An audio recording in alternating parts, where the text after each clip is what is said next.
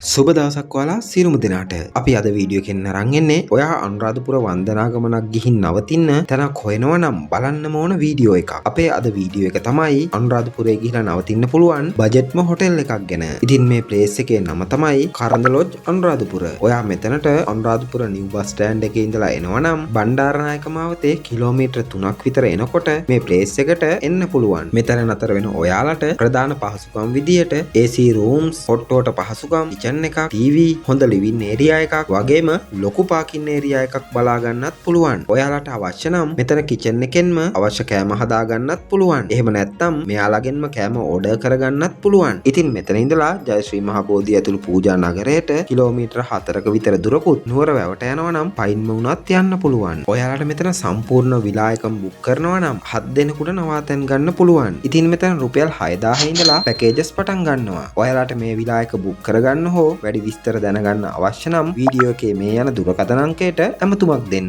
අනුරාධපුරයේ ඇවිත් ඔයාගේ ආදරණීයයන් එක්ක නිදහසේ ආරක්ෂිතව කාලය ගත කරලා යන්න පුළුවන් හොඳම තැනක් විදිහට මේ කරඳ ලොජ් හොටෙල් එක හඳුන්වන්න පුළුවන්. ඉතින් එහෙනම් අද මේ වීඩියෝ එක අපි අවසන් කරනවා. මේ වගේ ලංකාවේ මිල අඩුම සහ හොඳම හොටෙල් ගැන වීඩියෝ එකක් අරගෙන නැවත හමු වෙන බලාපොරොත්තු වෙන්න. අපේ වීඩියෝ එකත් එක්ක එකතු වුණාට ඔබට බෙහෙවින්ම ස්තුතියි.